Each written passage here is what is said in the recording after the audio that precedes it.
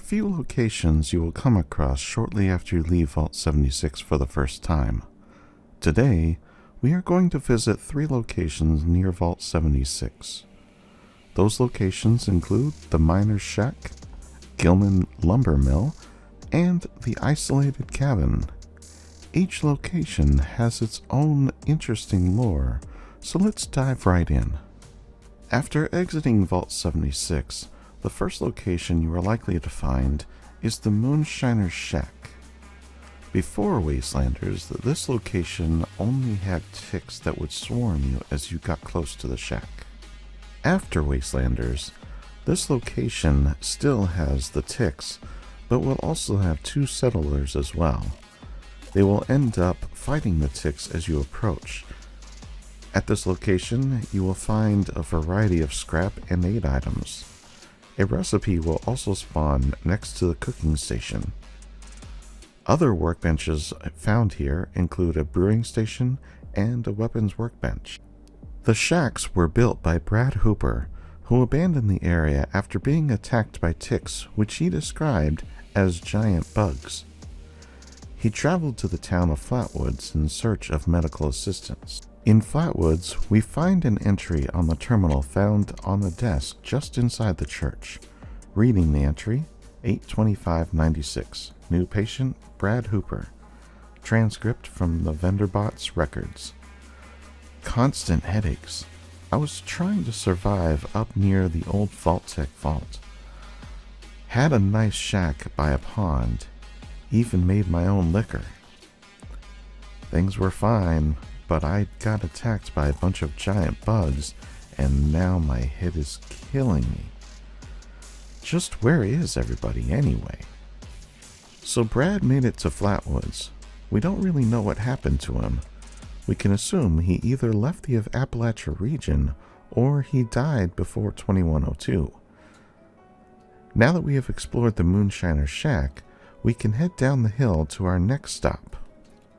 At the bottom of the hill, we find Gilman Lumber Mill. This lumber mill is tended by some robots who have continued to collect lumber for the mill after the war.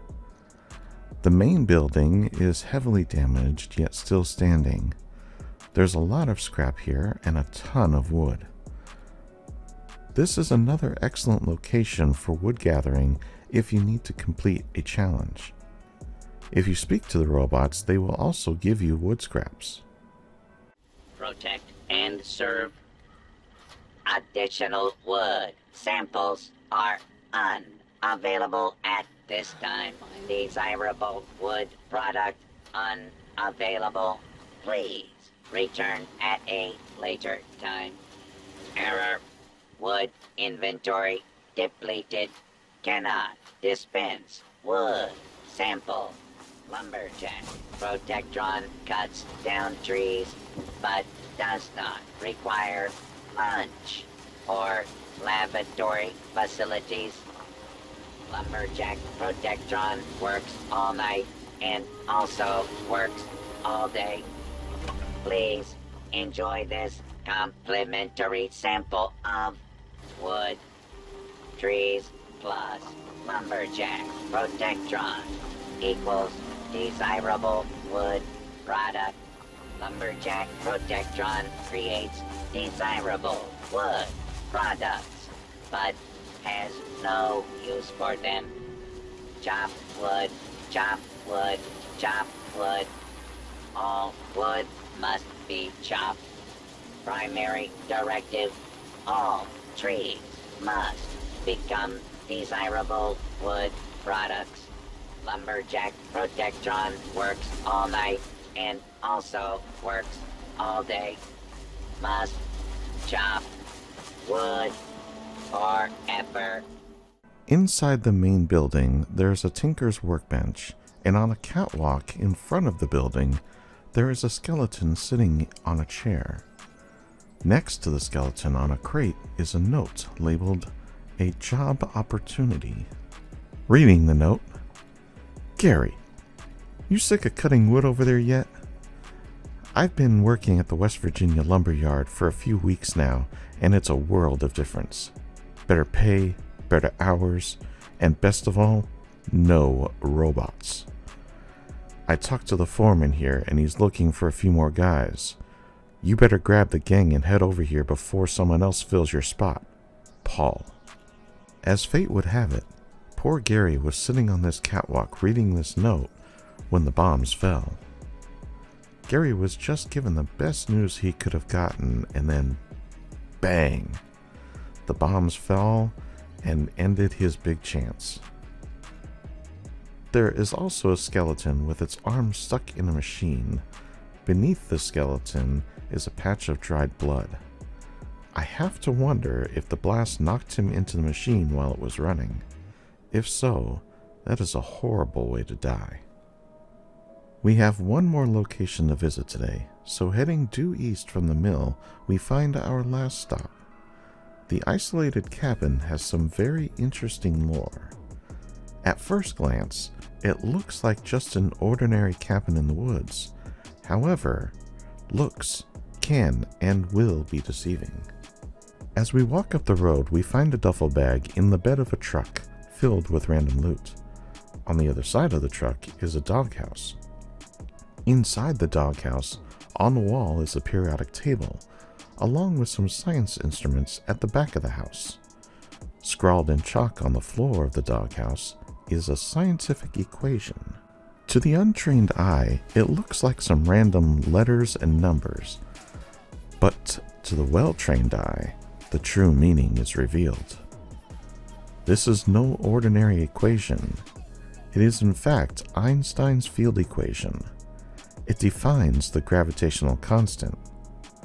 While Newton's law of gravitation tells us how gravity works, Einstein took that a step further to explain what gravity does and its effects on how we perceive the universe. To put it in more simple terms, Newton worked on a small scale, while Einstein works on a much larger scale. That leaves us with one big question: who or what wrote this in the doghouse? That is a mystery that has yet to be solved. All we know is that either the world's cleverest dog resided here, or a chemist was using this doghouse as a workplace. Either way, it's just one mystery here.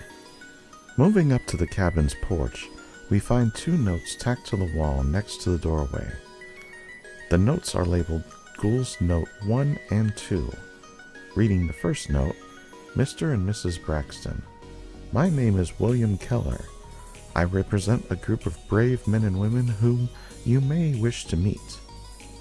In the years since our new lives began, many of us have begun to lose things we once took for granted. Our skin, a face, an old voice. Most painfully, each of us have lived to see our friends and loved ones die around us. It's been 20 years. No one should have to suffer in loneliness and fear. You're not alone. Reading the second note, if you're interested in meeting, a group of your neighbors has gathered to the east.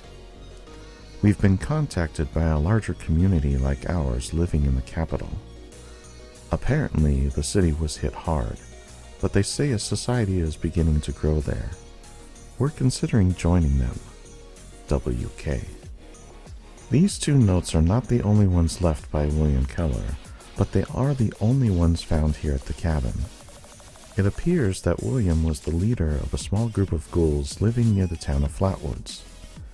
He found out that the responders were a group who welcomed all into their ranks and decided to let other ghouls know that they could come here to Charleston to join the responders in rebuilding a community. Apparently, the Braxtons were the residents of this cabin. There is no other mention of the Braxtons, so we don't really know what happened to them or if they even found these notes. Inside the cabin between the bed and the safe is the body of Reuben Gill, overseer of Vault 51. Before the Steel Dawn update, his body was found just west of the Gilman Lumber Mill and can now be found here. More on that in a future episode, so stay tuned. There is a bunch of scraps scattered throughout the cabin and a weapons workbench behind the cabin. Also, there is an outhouse nearby. Inside the outhouse is a note titled Untitled Poem. Reading the note: a mooned wood, mooning room in wooded woods. Sharp rocks under ramp patches and raspberry thorns. I run quickly through the dark, feeling my way into the blacker space. Let loose the spiced egg batch without sitting down. I am a gunner in a bomber, languidly turning above the cumulus, raining death with American precision. This poem is one of 4 other untitled poems found in the wasteland. The poem is odd, but it basically depicts a rather unpleasant scene of a person having to use the outhouse in a bad way in the middle of the night. Now that we have fully explored all 3 locations, I want to hear from you.